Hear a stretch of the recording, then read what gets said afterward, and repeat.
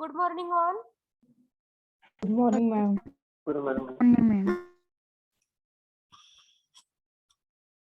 Everyone is present.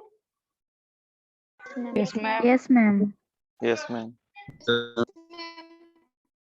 Yes.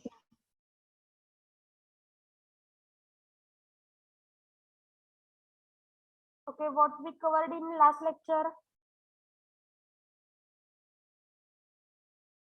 Mail order business and Mail customer or service. advantage, disadvantage. Advantages, disadvantages.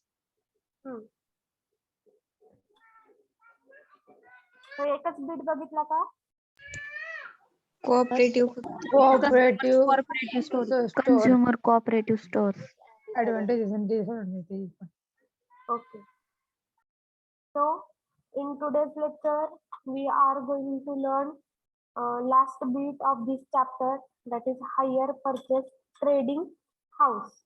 So hello ma'am, yes, cooperative consumer आहे ना, त्याचा तुम्ही video sink करतो म्हणला होता. yes.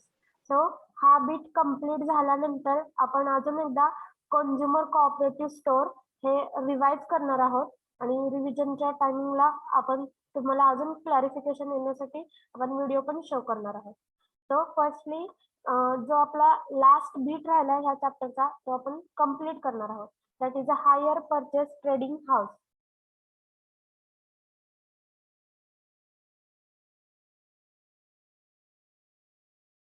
Okay, in today's lecture, we are going to learn last bit of this chapter, hire purchase trading house.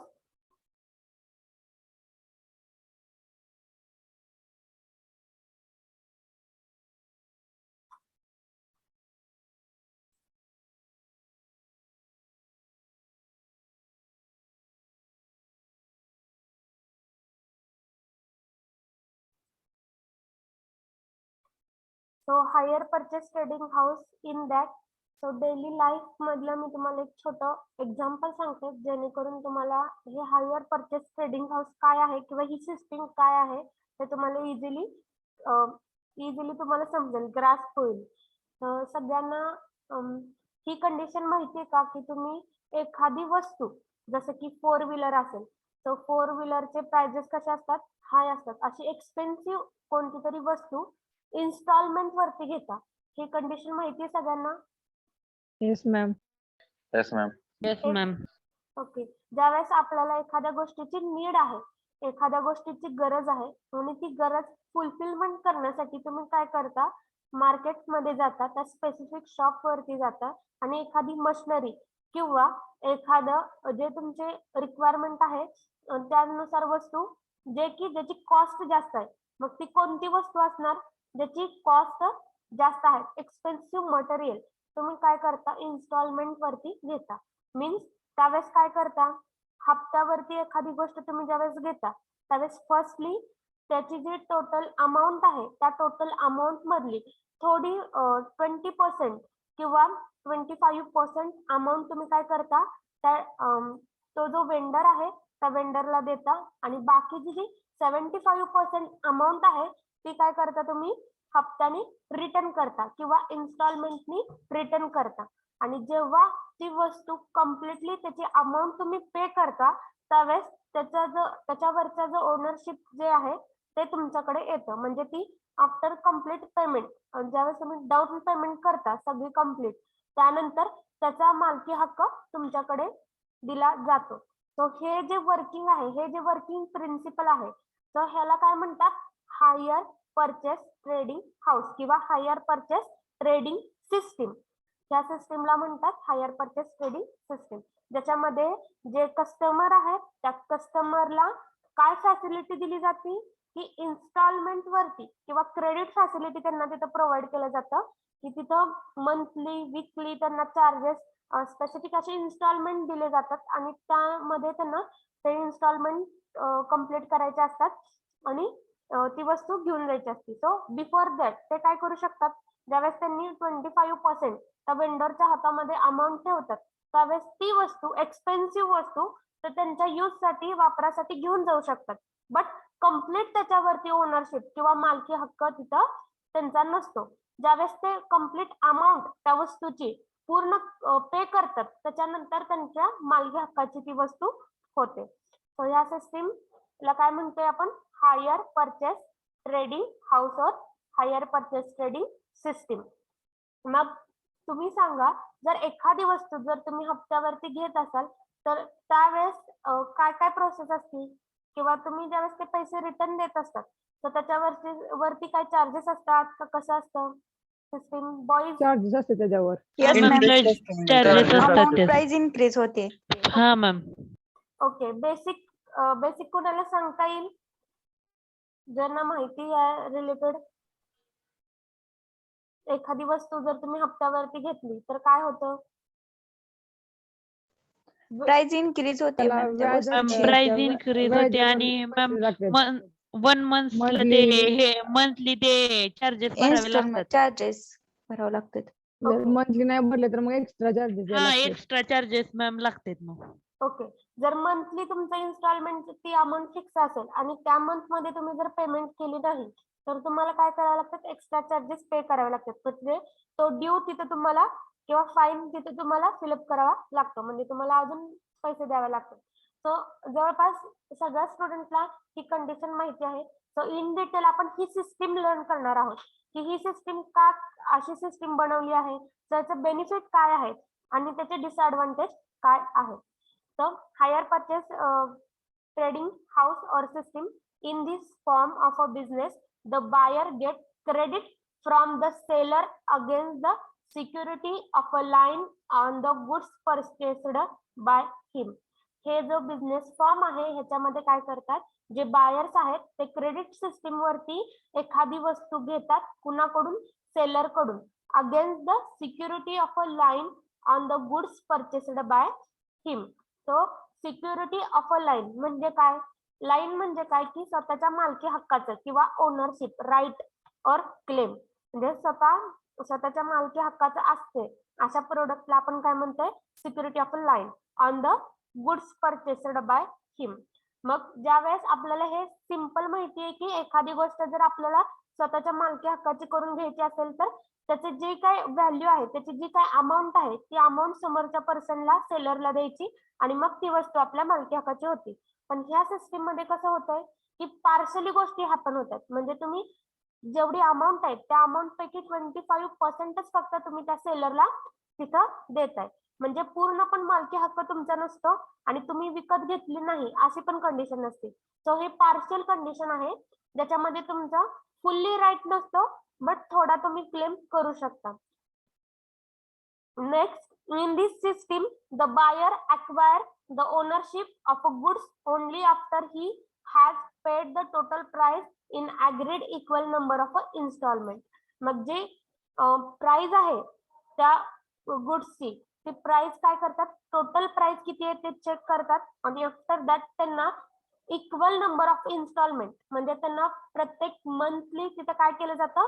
Price त्यांना तेवढी पे करावी लागते. इन्स्टॉलमेंट असं स्पेसिफिक टाइम पिरियड मध्ये त्यांना स्पेसिफिक अशी अमाऊंट पे करण्यासाठी ती इन्स्टॉलमेंट ठरवून दिली जाते. So agreed equal number of installment त्या बायरला ठरवून दिली जाते. कुणाकडून? त्या सेलर कडून. So initially the buyers only pays a part of the purchase price of a goods and the rest of the price is paid in equal periodical installment. So initial level ला काय असतं? ज्यावेळेस त्याला त्या वस्तूची expensive वस्तू असते तो ऍट अ टाइम पेमेंट करून ती वस्तू परचेस करू शकत नसतो, त्यासाठी तो काय करतो? इनिशियल लेवलला त्या बायर्स काय करतो? त्या ओनर कडे किंवा त्या सेलर कडे जातो आणि इनिशियल जी प्राइस आहे तर किती down payment at that point त्यांना करायची तेवढी प्राइस विचारतो, तिथं तेवढी 25% प्राइस तिथं त्यांना देतो आणि रेस्ट ऑफ द प्राइस म्हणजे रिमेनिंग 75% जी प्राइस असेल त्या प्रोडक्टची ते काय केलं जातं? Paid in equal periodical installment. So तिथं इन्स्टॉलमेंट त्यांनी स्वतः ठरवून घेतात की मंथली किती मला पे करावं लागेल, ते इक्वल नंबर मध्ये त्यांना डिवाइड करून दिलं जातं.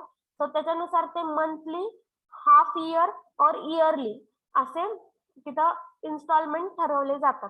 जर मंथली त्यांना पेमेंट असेल तर ते तेवढी त्यांना द्यावी लागेल.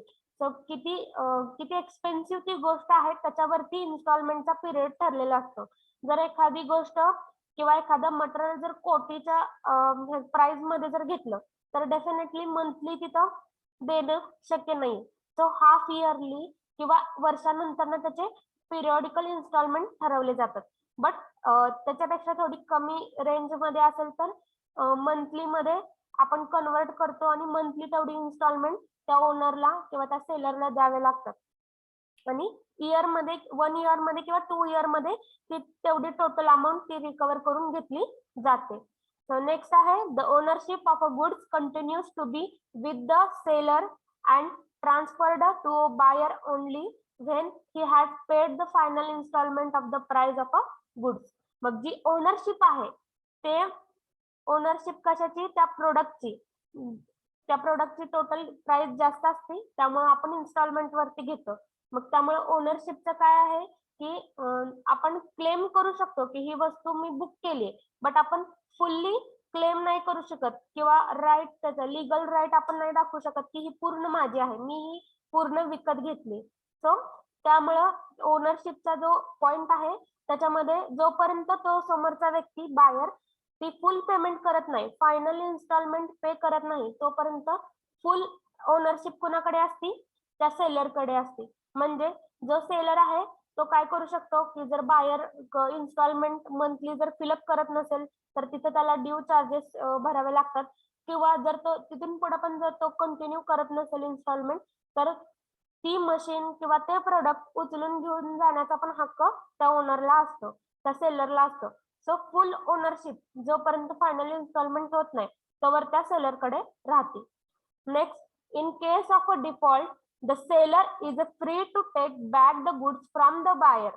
जर डिफॉल्टली जसं की मी आता कंडिशन सांगितली डिफॉल्टली जर तो मंथली इन्स्टॉलमेंट जर देत नसेल त्या सेलरला तर त्या सेलरकडे पूर्ण अथॉरिटी असते पूर्ण हक्क असतो की ती आहे असं प्रोडक्ट तो रिटर्न घेऊ शकतो. Take back of the good from the buyer त्या बायर कडून ती आहे असे वस्तू परत रिटर्न घेऊ शकतो. Furthermore the installment already paid by the buyers are forfeited and thus are treated as a higher charge for the goods. जसं की तो जर मंथली जर पेमेंट जे काही इन्स्टॉलमेंट ठरवलंय त्या इन्स्टॉलमेंट नुसार तो जात असेल मंथली त्यांना पेमेंट करत असेल तरी त्याच्यावरती काय केलं जातं त्या ती जी पेमेंट आहे त्याच्यावरती व्याज म्हणजे इंटरेस्ट तिथं तो सेलर त्यांच्याकडून घेतो कारण त्यांना टाइम पिरियड वाढवून दिलाय ह्यासाठी तो काय करतोय तिथं चार्जेस थोडे वाढवतोय. त्या चार्जेसला आपण काय म्हणतोय हायर चार्जेस. त्या प्रोडक्टसाठी त्या गुड्ससाठी तो सेलर त्यांच्याकडून हायर चार्जेस घेतो. म्हणजे जसं की आपण म्हणतो की व्याज घेतो. तसंच जरी इन्स्टॉलमेंटनी आपण तिथं रिटर्न दिलं त्यांना पेमेंट तरी पण त्याच्यावरती चार्जेस आपल्याला बसतात. So price little bit increase. Next, under the hire purchase system, the sale does not take place until a last installment for the goods has been paid. So, hire charges system मध्ये कसं आहे की sale does not take place until a last installment for the goods has been paid. जोपर्यंत last installment तो buyer देत नाही तोपर्यंत seller ownership त्याच्याकडे ट्रान्सफर करत नाही. So does not take place म्हणजे सेल कंप्लीट झालंय सेलिंग ची प्रोसेस कंप्लीट झाली असं डिक्लेअर होत नाही. So these installment always include interest as the seller has to wait for the some time till the full price is received. So त्या सेलरला खूप थोड्या काळासाठी वेट करावं लागतं त्याच्या पेमेंटसाठी त्यामुळे ते काय करतात त्याच्यावरती इंटरेस्ट इट इन्क्लूड इंटरेस्ट म्हणजे त्याच्यावरती व्याज घ्यायला स्टार्ट करतात. तर प्रत्येक इन्स्टॉलमेंट वरती एक्स्ट्रा आपल्याला अमाऊंट द्यावी लागते आणि ती अमाऊंट कशाची असते ती इंटरेस्टची असते. सो नेक्स्ट बघा ऍडव्हान्टेजेस आहेत नेक्स्ट हे का कशासाठी ह्याचं बेनिफिट काय.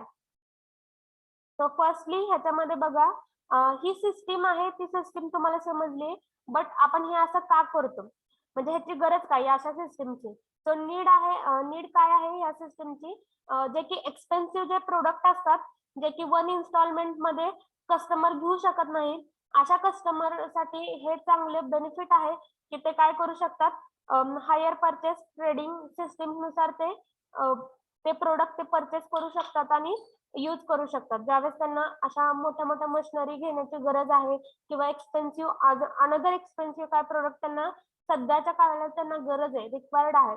मग पैसे नसल्यामुळं इकॉनॉमी तेवढे नसल्यामुळं जर त्यांनी ते वस्तू घेऊ शकत नसतील तर अशा कस्टमरला ही सगळ्यात मोठं बेनिफिट आहे. सो नेक्स्ट आहे ऍडव्हान्टेज. तो ऍडव्हान्टेजेस मध्ये बघा, the system provide facility to purchase costly good such as a house, refrigerator, TV set, car, scooter etcetera to middle class people on easy installment. तो ह्या सिस्टीमचा ऍडव्हान्टेज किंवा benefit काय आहे कस्टमरला, की जे पण कॉस्टली जे प्रोडक्ट आहेत, एक्सपेन्सिव्ह असे प्रोडक्ट आहेत, ते काय करू शकतात, इन्स्टॉलमेंट वरती घेऊ शकतात. जसं की houses, refrigerator, TV set, car, scooter etcetera असे व्हरायटी ऑफ प्रोडक्ट ते स्वतःसाठी त्यांना गरज पण आहे आणि ते स्वतःच्या यूज साठी ते घेऊ शकतात इन्स्टॉलमेंट वरती. नेक्स्ट आहे, the small scale and medium scale manufacturer can install the required machinery and tool without paying the total amount for it. मग स्मॉल स्केल किंवा मीडियम स्केल वरती जे मॅन्युफॅक्चरर आहेत, ज्यांची इंडस्ट्री आहे, अशा इंडस्ट्रियल पर्सनला पण कधी कधी त्यांना ज्या गरजेच्या मशिनरी आहेत त्या machinery at a time purchase करता येत नाहीत. तर तेवढं त्यांच्याकडे तेवढा बॅलन्स नसतो. त्यामुळं अशा बिझनेसमॅनला सुद्धा त्याचा प्रॉफिट आहे की expensive machinery they can buy with that instalment.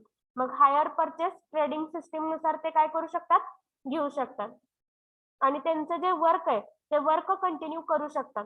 So total amount न पे करता सुद्धा त्यांना बिफोर दॅट त्यांना काय ती मशीन वापरायला मिळणार आहे.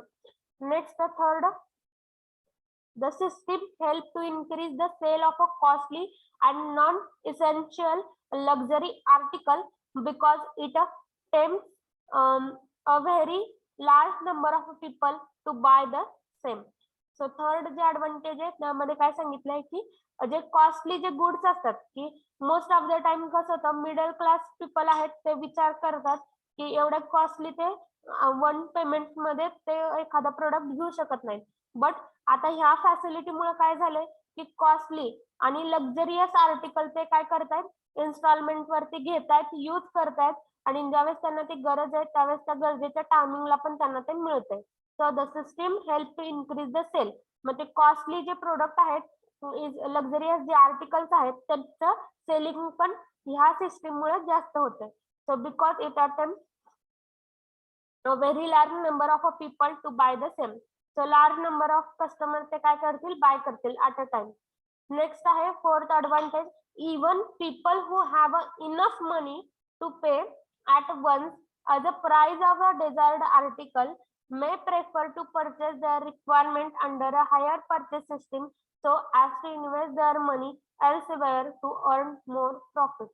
मग नेक्स्ट काय सांगितलंय, even people who have enough money म्हणजे ज्यांच्याकडे ऑलरेडी तेवढं मनी आहे की ते ऍट अ टाइम तेवढं पेमेंट करून ती वस्तू घेऊ शकतात, असे पण पीपल काय करतायत आता की इन्स्टॉलमेंट सिस्टीम वरती ते वस्तू घेतात आणि ते इन्स्टॉलमेंट वरती घेतल्यामुळं बेनिफिट काय आहे की जो रिमेनिंग जी अमाऊंट आहे ते तात्काळ ते दुसऱ्या गोष्टीमध्ये दुसऱ्या बिझनेस मध्ये इन्व्हेस्ट करताय आणि त्यामधून प्रॉफिट त्यांनी काढतात. So even people who have enough money to pay at once as a price of the desired article. त्या आर्टिकलची जेवढी किंमत आहे, त्या गुडची जेवढी किंमत आहे ते ऍट अ टाइम पे करण्याच्या कॅपॅसिटीचे ते पीपल असतात, बट ते तसं करत नाही ड्यू टू इन्स्टॉलमेंट फॅसिलिटी. मग त्या फॅसिलिटीचा ते पण लोक ते यूज करतात. So may prefer to purchase the requirement under hire purchase system so as to invest their money. मग जे रिमेनिंग अमाऊंट आहे ते काय करतात, त्यांच्या ओन बिझनेस मध्ये इन्व्हेस्ट करतात, त्यामधून परत प्रॉफिट काढतात. सो असं करून ते दोन्हीकडचा पण बेनिफिट ते कस्टमर घेतात.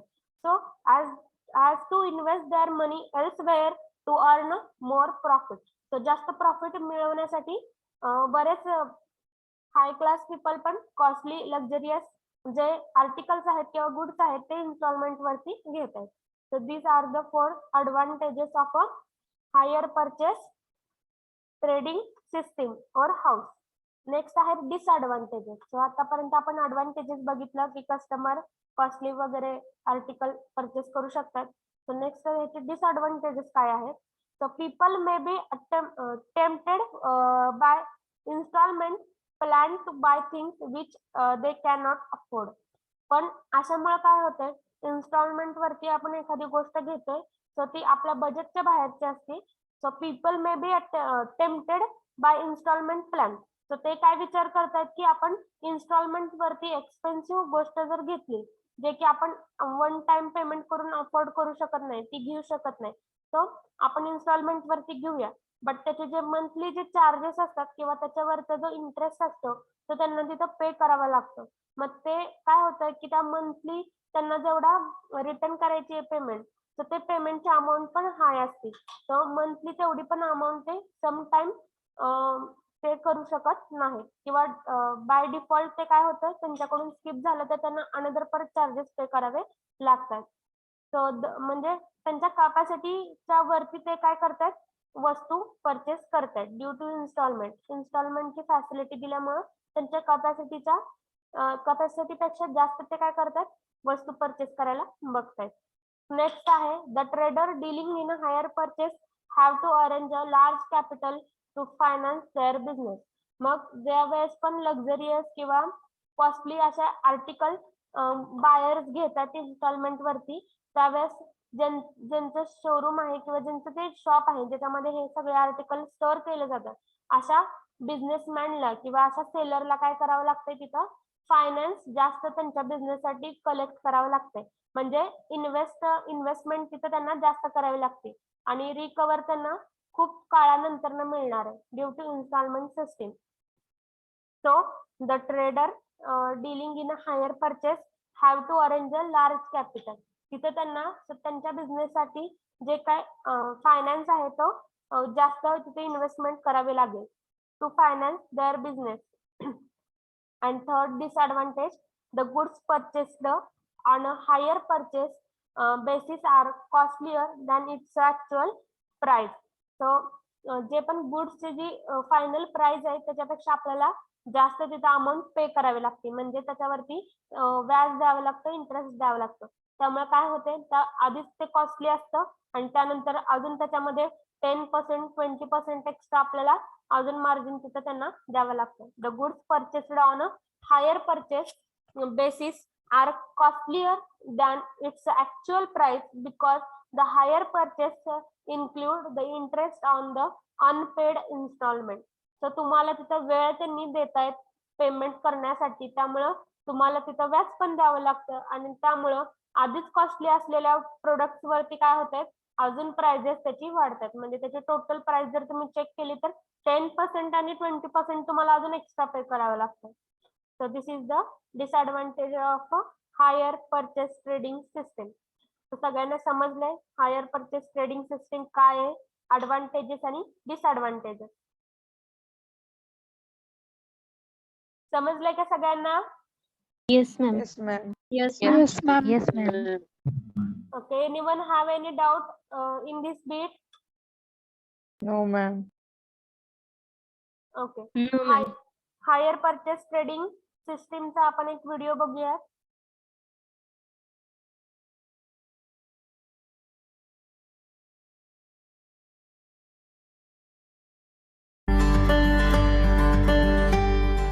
हेलो दोस्तों, वेलकम टू अकाउंटिंग इन्फो। दोस्तों, हमारी आज की वीडियो का टॉपिक है हायर परचेज सिस्टम। इसमें हम हायर परचेज सिस्टम क्या है, उसका कॉन्सेप्ट, मीनिंग और उसकी डिफिनीशन को समझेंगे।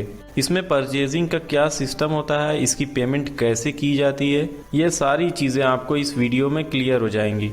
तो वीडियो को लास्ट तक ज़रूर देखें और अगर आप इस चैनल पर नए हैं या अभी आपने इस चैनल को सब्सक्राइब नहीं किया है तो नीचे सब्सक्राइब बटन पर क्लिक करके इसे सब्सक्राइब कर लें और साथ में बेल आइकन को भी ऑन कर लें, जिससे कि आगे की सारी वीडियोस की नोटिफिकेशन आपको मिलती रहे।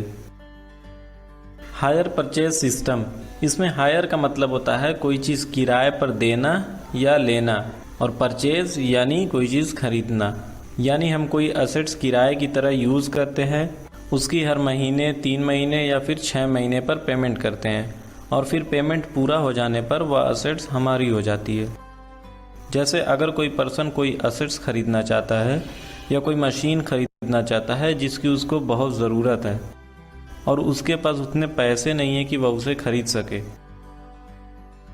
तो वह चाहता है कि वह मशीन उसको यूज़ करने के लिए मिल जाए। इसके लिए वह कुछ पैसों का पेमेंट करता है जिसे हम डाउन पेमेंट कहते हैं। फिर मशीन उसको यूज़ करने के लिए दे दी जाती है या उसको मिल जाती है और वह उसका बाकी का पेमेंट इंस्टॉलमेंट या किस्तों में करता है। इससे उसका काम भी चलता है और वह पैसे भी धीरे धीरे देता रहता है। तो ये जो मेथड होता है वो हायर परचेज सिस्टम कहलाता है। यानी हायर परचेज सिस्टम एक ऐसा सिस्टम होता है जिसमें एक आदमी जो किसी असेट्स को परचेज कर रहा है और दूसरा जो उस असेट्स को सेल कर रहा है। जो असेट्स को परचेज कर रहा है उसे हम हायर परचेजर कहते हैं और जो उस असेट्स को सेल करता है उसे हम हायर वेंडर कहते हैं। अब इन दोनों यानी हायर परचेजर और हायर वेंडर के बीच एक कॉन्ट्रैक्ट या एग्रीमेंट होता है कि जो परचेज करने वाला पर्सन है वह कुछ डाउन पेमेंट करने के बाद उस असेट्स की प्राइस को इंस्टॉलमेंट यानी किस्तों में पे करने का वादा करता है या प्रॉमिस करता है। अब ये किस्तें मंथली, क्वार्टरली, 6 मंथली या फिर ईयरली भी हो सकती है। लेकिन इन सब किस्तों के लिए एक कंफर्म टाइम पीरियड दे दी जाती है जिसके अंदर इनका पेमेंट करना ज़रूरी होता है। अब इसमें होता ये है कि कॉन्ट्रैक्ट या एग्रीमेंट के अकॉर्डिंग उस असेट्स को परचेज करने वाले व्यक्ति को दे दी जाती है। परचेज करने वाला व्यक्ति उस असेट्स को ले जाकर उसे यूज़ तो कर सकता है पर वह उसका मालिक नहीं बन सकता, यानी वह असेट्स अभी भी उसकी नहीं है। असेट्स की ओनरशिप सेलर के पास ही रहती है। वह उस असेट्स का मालिक तब तक नहीं कहलाएगा जब तक कि वह उस असेट्स का लास्ट इंस्टॉलमेंट का पेमेंट ना कर दे। उसने जो एग्रीमेंट किया है कि वह उस असेट्स का पेमेंट हर 3-3 महीने में करेगा। जब वह उसका लास्ट पेमेंट करेगा उसके बाद ही वह असेट्स उसके नाम पर ट्रांसफ़र की जाएगी या उसकी ओनरशिप उसको दी जाएगी। इससे पहले के सारे पेमेंट जो उसने किए हैं वह एक तरीके से किराए की तरह माने जाएंगे। इसे हम हायर चार्जेस कहते हैं। तो यहाँ एक क्वेश्चन यह भी आता है कि क्या होगा अगर हायर परचेजर यानी जो असेट्स को किराए की तरह यूज़ कर रहा है उसे हर 3-3 महीने पर 6 इंस्टॉलमेंट पे करने हैं। ये 1, 2, 3, 4, 5, 6 यानी उसे हर 3-3 महीने पर ये 6 इंस्टॉलमेंट पे करने हैं और उसने ये 4 पेमेंट हायर वेंडर को कर दिए हैं और बाकी के 2 पेमेंट वह किसी वजह से नहीं कर पाता है या नहीं करता है। तो इस सिचुएशन में क्या होगा? इसमें हायर वेंडर यानी जो उस असेट्स को यूज़ करने के लिए दिया है वह अपनी उस असेट्स को वापस ले लेगा क्योंकि अभी उस असेट्स की ओनरशिप उसी के पास है यानी हायर वेंडर के पास ही है। और अगर हायर परचेजर उसके पास जाता है और कहता है कि मैंने असेट्स के इतने महीने पैसे दिए हैं और वह अपने पैसे मांगता है, तब हायर वेंडर उससे कहेगा कि तुमने मुझे जो पैसे दिए थे वह एक किराए की तरह थे जिसके बदले में तुमने मेरी असेट्स को यूज़ किया है। यानी ये 4 इंस्टॉलमेंट का पेमेंट जो उसने किए हैं ये हायर चार्जेस कहलाते हैं। ये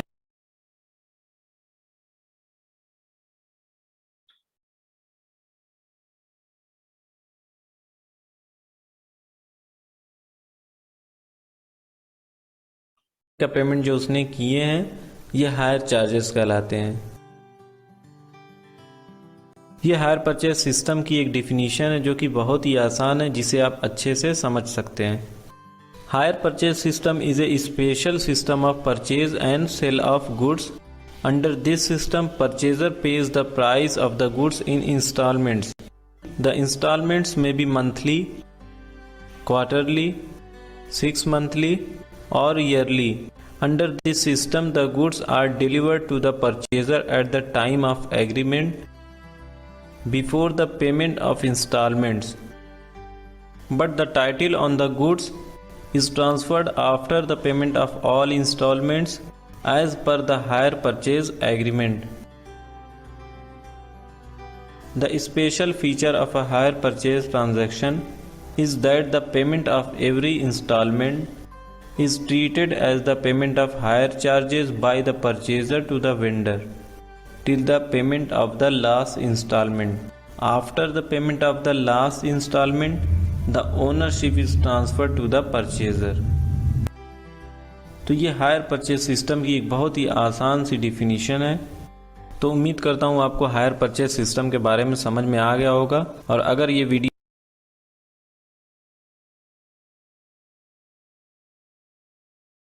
ओके, समजलं सगळ्यांना हायर परचेस ट्रेडिंग हाऊस किंवा हायर परचेस ट्रेडिंग सिस्टीम काय आहे? Yes, ma'am. Yes, ma'am. Okay, video सगळ्यांना समजला? Yes, ma'am. तर काय काय सांगितलंय व्हिडिओ मध्ये?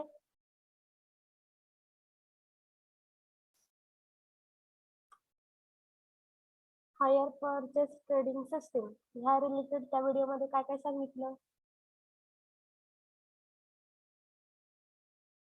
कुणासाठी आहे ही सिस्टीम? Middleman साठी जे एकाच वेळेस एकाच पैसे देऊ one time installment all One time installment. One time मध्ये ते परचेस करू शकत नाहीत इन्स्टॉलमेंट करून. ओके, अनदर कोण सांगेल? तो ह्या सिस्टीमची नीड काय आहे किंवा कोणते पीपल जातील? Middle class people. Yes, one time मध्ये इन्स्टॉल करू शकत नाही हे अनदर बिट झाला. सो फर्स्टली त्यांनी आरो करून तिथे मेन्शन केलं होतं की ही सिस्टीम कोणासाठी आहे स्पेसिफिकली. सो असे कस्टमर की ज्यांना त्या प्रोडक्टची गरज आहे, नीड आहे, पण इकॉनॉमिक मुळे ते काय करतात, घेऊ शकत नाही. सो नीड त्यातला मेन पॉइंट काय आहे की त्यांना त्या पर्सनला किंवा त्या कस्टमरला त्या प्रोडक्टची किंवा त्या गुड्सची गरज आहे. त्यामुळे ते काय करतायत, त्या सेलर कडे जातायत आणि हायर परचेस ट्रेडिंग सिस्टीम नुसार ते परचेस करायला बघतात. तर त्यांना गरज आहे आणि त्या गरजेच्या वेळेला ती सिस्टीम ती प्रोडक्ट अवेलेबल करून देण्यासाठी ही सिस्टीम वर्क करते, हायर परचेस ट्रेडिंग सिस्टीम. पण त्यांच्याकडे इनफ अशी इकॉनॉमी नाहीये किंवा ते वन टाइम पेमेंट ते करू शकत नाही. तर या सिस्टीम मध्ये काय होते, कोण एक्सप्लेन करेल? हायर परचेस ट्रेडिंग सिस्टीम मध्ये कसं मग ते कस्टमर कसे घेणार product?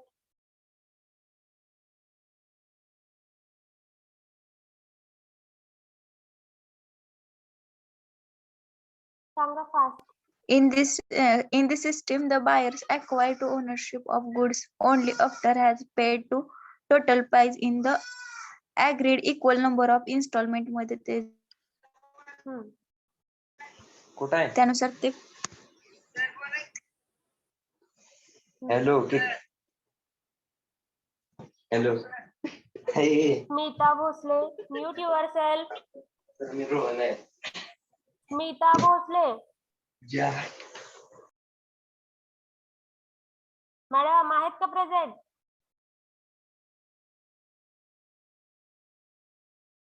Smita Bhosale lecture Yes, मध्ये ma'am. आहे का लक्ष? Yes ma'am. Okay, explain hire purchase trading system.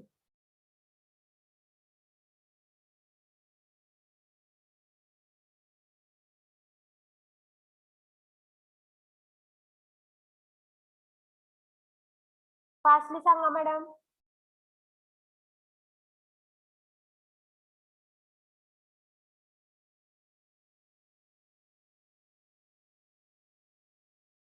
Sorry ma'am. Madam काहीच ऐकलं नाही का तुम्ही लेक्चर? ऐकले मॅम. मग एक्सप्लेन करा, ओन वर्ड्स मध्ये एक्सप्लेन करा.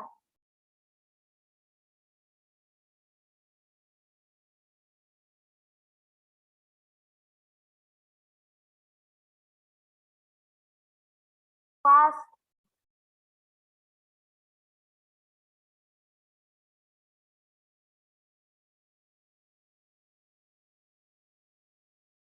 Unmute yourself. Yes, ma'am. Okay, fastly सांगा. Don't waste my time.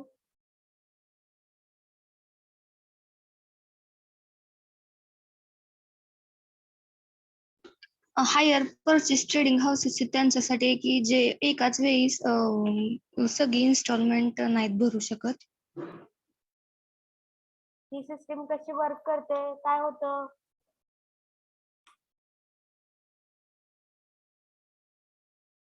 म्हणजे पहिल्या इन्स्टॉलमेंट मध्ये आपल्याला थोडेफार तरी पैसे भरावे लागतात. बाकीचे इन्स्टॉलमेंट मंथली किंवा हाफ इयरली किंवा इयरली असे भरावे लागतात.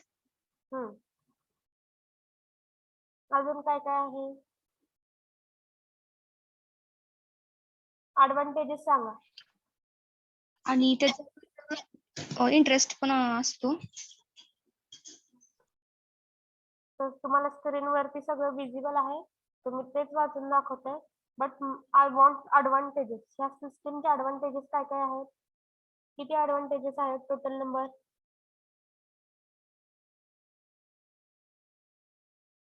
4 advantages. ओके, फर्स्ट कोणता आहे? The system provides facility to purchase costly goods such as houses, refrigerators, TV sets, cars, scooters, etc. to middle class people on easy installments. Meaning काय आहे?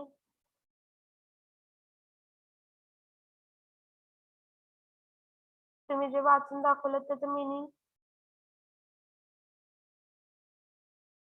ही system houses, refrigerators, TV set, cars, scooters यावर middle class लोकांसाठी installments available करून देते.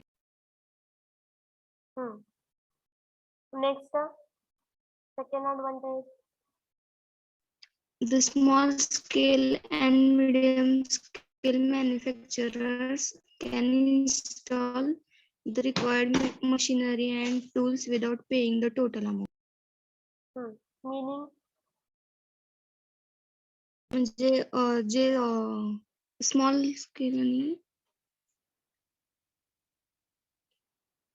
Medium scale आणि small scale installer जे आहेत त्यांना टोटल अमाऊंट न पे करता पण मशिनरी मिळवता येते. असंच मीनिंग आहे का?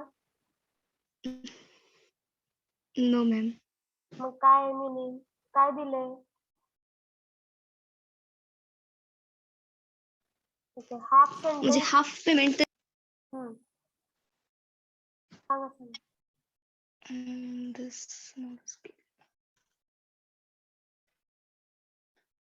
कोणाचे रिलेटेड पॉइंट आहे तो सेकंड? No ma'am. तुम्ही नुसतं वाचून दाखवलं तर उपयोग नाहीये, तुम्हाला समजायला पाहिजे. तो नाहीतर तुम्ही बुक घेऊन सुद्धा वाचून स्वतःची स्वतः सेल्फ स्टडी करून एक्झाम देऊ शकता. तो आमची गरज आहे का इथं? पण आम्ही शिकवतोय ना कशासाठी? कारण हे वाचल्यावरती समजत नाही. कन्सेप्ट समजावून सांगायला कोणतर लागतं, ह्याच्यासाठी लेक्चर मध्ये अटेन्शन असायला पाहिजे. हे जे तुम्ही वाचताय त्यामधून तुम्हाला अर्धच कळतं. तर फुल मिनिंग काय आहे? सेकंड जे ऍडव्हान्टेज आहे ते कशाचे रिलेटेड आहे? जे मॅन्युफॅक्चरर आहेत त्यांच्या रिलेटेड आहे. की मोठे मोठे आपण बिझनेसमॅन बघतो किंवा इंडस्ट्री चालताना आपण बघतोय, पण ती इंडस्ट्री स्मॉल लेवल वरती असेल, छोट्या एरिया पुरती मर्यादित अशी इंडस्ट्री असेल किंवा मीडियम किंवा लार्ज. सो अशा 3 टाईप मध्ये ज्या इंडस्ट्री येतात त्याच्यामध्ये वापरल्या जाणाऱ्या एकेका मशिनरीची किंमत जास्त असते. मग प्रत्येक वेळेस त्या ओनरला तेवढी पेमेंट देऊन ती मशिनरी विकत घेण्याची इकॉनॉमिक तेवढं फायनान्स त्याच्याकडे नसतं. त्याच्यासाठी म्हणजे बिझनेसमॅन आहेत ते काय करतायत, ही हायर परचेस ट्रेडिंग सिस्टीम चा बेनिफिट घेतात, ती सिस्टीम यूज करतायत आणि फुल पेमेंट न करता हाफ पेमेंट करून किंवा 25% पेमेंट करून ती मशिनरी परचेस करतात आणि स्वतः त्यांना ज्यावेळेस गरज आहे, नीड आहे त्यावेळेस ते यूज करतात. तो ज्यावेळेस तुम्ही हे 2 सेंटेन्स वाचता त्यावेळेस फुल एवढं सगळं मिनिंग तुम्हाला समजतंय का? त्या 2 सेंटेन्स मधून वाचल्या तुम्हाला एवढं एक्सप्लेन करता येतात का त्या 2 लाईनी? येतात का? स्मिता भोसले.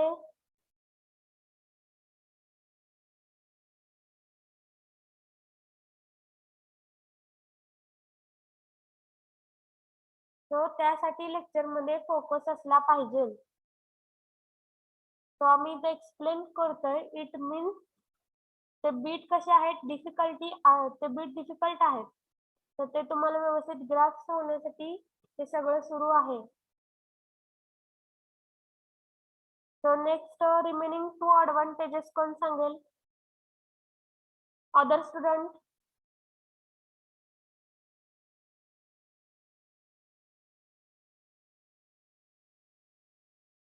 Speak fast.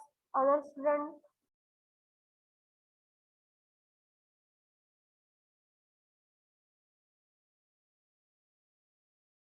सदिच्छा मिसाळ प्रेझेंट आहेत का? Sadichchha Misal.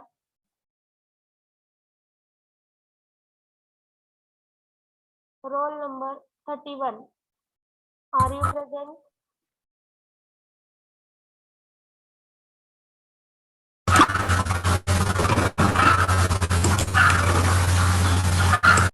Ma'am, your voice is not audible.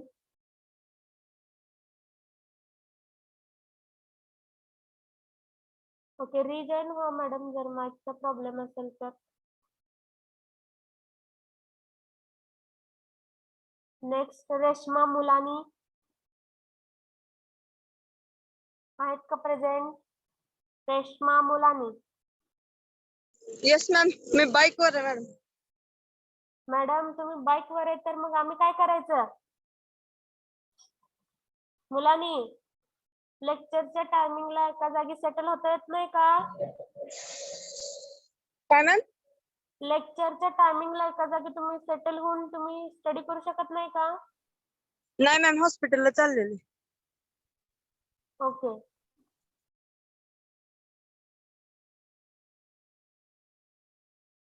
Divya Jadhav.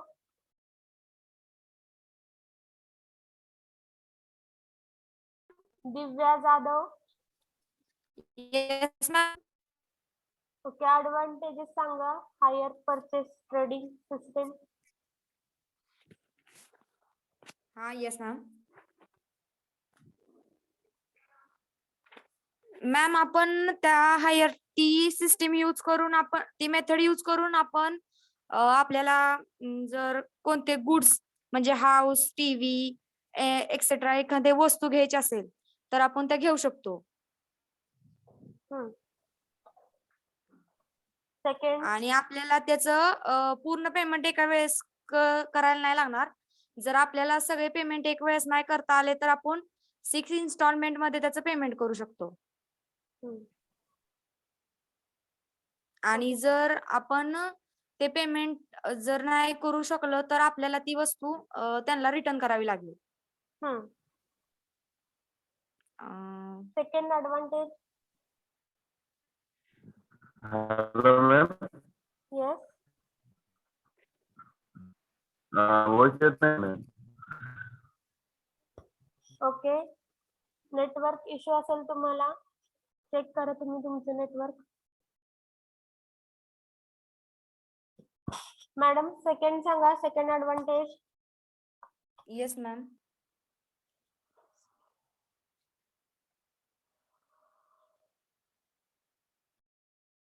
No ma'am, ते समजलं नाहीये जरा. सेकंड आहे तो. समजलं नाहीये का? तुमचं लक्ष नव्हतं? मॅम होत पण समजलं नाहीये जरा. मग तुम्ही सांगितलं का? मी कितीदा विचारलं हे तुम्हाला ऍडव्हान्टेजेस डिसएडव्हान्टेजेस समजलेत का? शिवाय आत्ताच 1 सेकंदापूर्वी रिपीट झालाय तो बीट. ऐकलं का तुम्ही?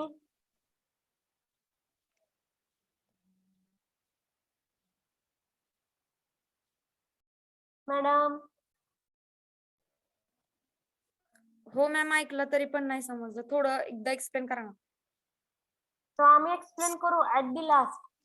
पण तुमचं लक्ष नव्हतं त्यामुळे तुम्हाला समजलेलं नाही.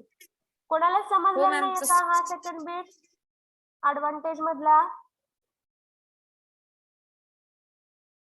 समृद्धी पाटील, वैष्णवी पाटील, बाकीचे स्टुडंट, सुषमा झुरुळे, साक्षी झेंड आहेत का स्टुडंट? Yes ma'am. ओके, तुम्हाला कोणाला समजलेलं नाहीये का हा bit?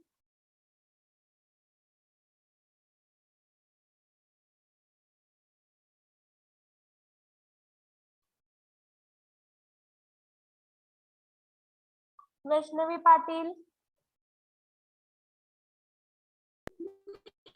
Yes. Okay, second bit explain करा ऍडव्हान्टेज मधला.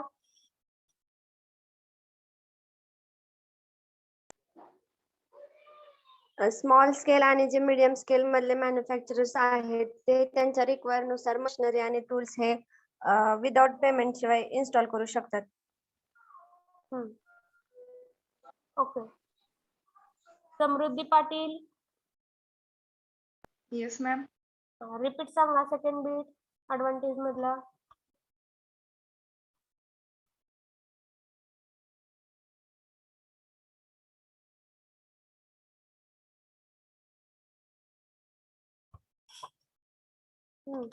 फास्ट.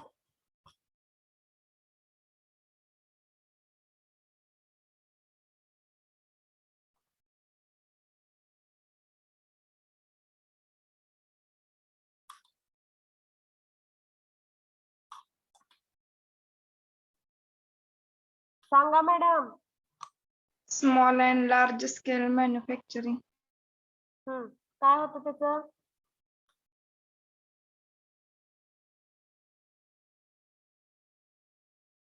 install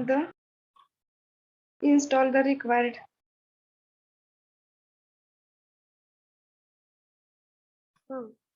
काय करायचं? Install the required machinery. Meaning काय आहे मला नाही कळलं, तुम्ही जे सांगताय ते.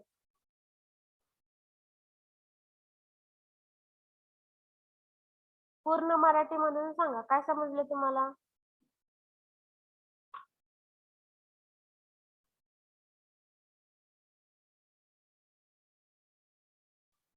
येत असेल तर यस म्हणा, नसेल तर नो म्हणा. No ma'am. ओके, समृद्धी पाटील, तुम्ही हायर परचेस ट्रेडिंग सिस्टीम हा बीट 10 टाइम्स लिहायचा आणि आजच्या आज PDF सेंड करायची. हा, येस मॅम. आणि प्रत्येक पेज वरती नंबर टाकायचा. पेज नंबर 1, 2, 3 हे टाकायचं.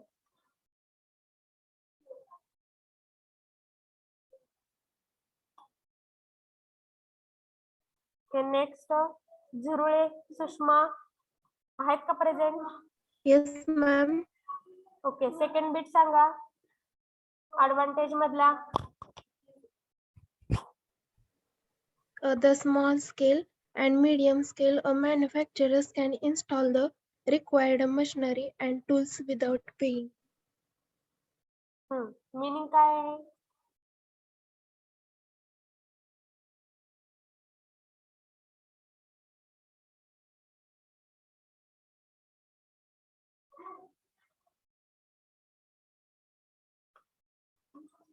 तुम्ही जे वाचून दाखवताय त्याचं मीनिंग काय आहे? काय समजलं तुम्हाला त्यामधून, त्या 2 सेंटेन्स मधून?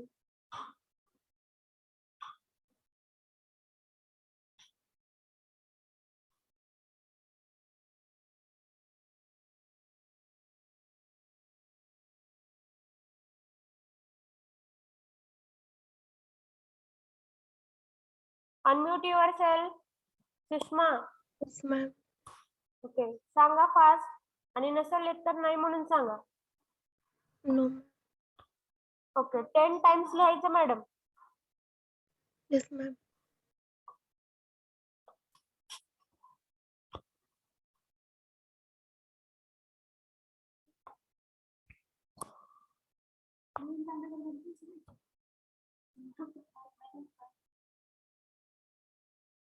एक मिनिट. तो हा बीट सगळ्यांना परत अजून एकदा विचारते, हा बीट सगळ्यांना समजलाय का? इझी बीट आहे, तुमच्या डेली लाईफची रिलेटेड होणारा बीट आहे. समजलं असेल तर यस म्हणा, समजलं नसेल तर ऑनेस्टली नो म्हणा. येस मॅम समजलाय. Yes ma'am. येस मॅम समजलं. ओके. सो नेक्स्ट आपलं कॉपरेटिव्ह कंझ्युमर कॉपरेटिव्ह स्टोर. तो ह्याचा व्हिडिओ बघायचा राहिला होता. सो व्हिडिओ बघूयात. Wait for a minute.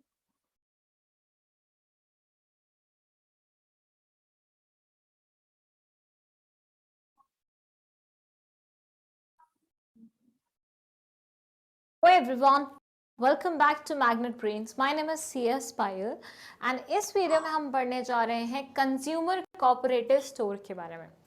Okay हम लोग ऑलरेडी कंज्यूमर कोऑपरेटिव सोसाइटी के बारे में पढ़ चुके हैं. दिस इज नथिंग, जस्ट वही है. सेम कॉन्सेप्ट, सेम सारे फीचर्स, पूरा का पूरा एक्सप्लेनेशन सेम. देखिए क्या लिखा हुआ है इसमें. इसमें ये बोल रहे हैं a consumer cooperative store is an organisation owned, managed and controlled by consumers themself. मतलब ऐसा मानिए कंज्यूमर्स मिलके खुद ही एक स्टोर चला रहे हैं, उसे मैनेज कर रहे हैं, ओन कर रहे हैं. तो सारे कंज्यूमर क्या होते हैं, मिलते हैं, एक पर्टिकुलर कोऑपरेटिव फॉर्म करते हैं, उसके बाद गुड्स खरीदते हैं और आपस में ही डिस्ट्रीब्यूट कर लेते हैं. The objective of such store is to reduce the number of middlemen who increase the cost of produce. Actually ये थोड़े गरीब तरह के कंज्यूमर्स होते हैं जिनको बहुत ज़्यादा पैसे स्पेंड करना अच्छा नहीं लगता. व्हाट दे डू, अगर मैं अकेले कोई गुड परचेज करके आऊँगी तो मैं 10 खरीदूंगी, 20 खरीदूंगी, ज़्यादा तो नहीं खरीदूंगी. लेकिन ये क्योंकि सबके लिए खरीद के आ रहे होते हैं तो बल्क परचेज करते हैं.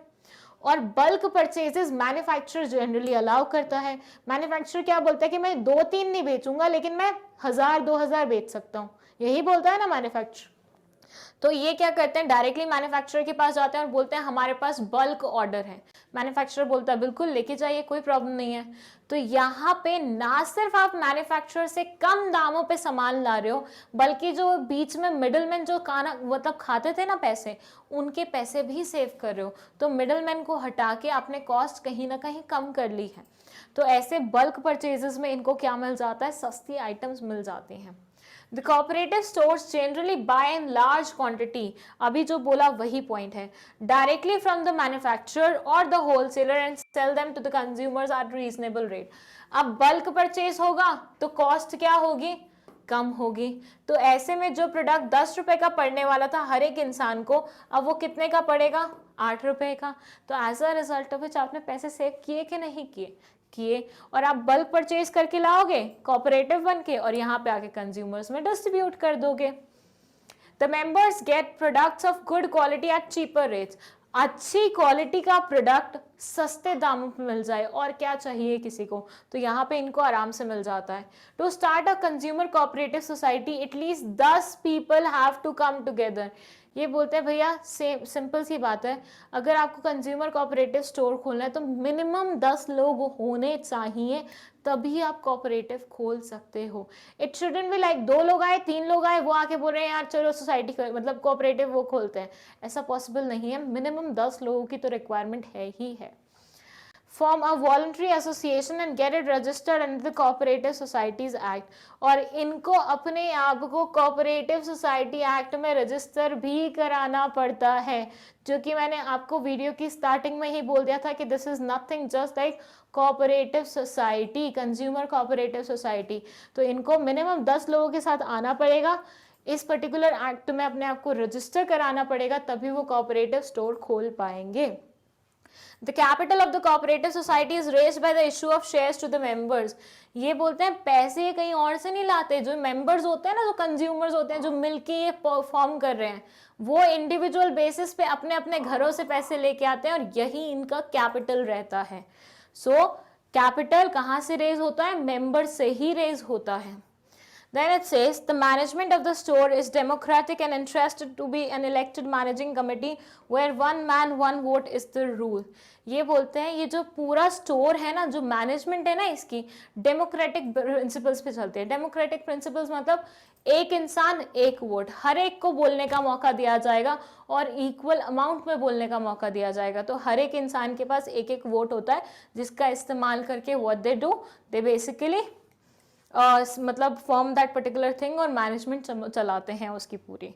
सो दिस वाज what consumer cooperative society. I hope ये आपको समझ में आया होगा. समझ तो आपको ये पहले ही आ जाना चाहिए क्योंकि हमें ऑलरेडी पढ़ा हुआ है सेकंड थर्ड चैप्टर में.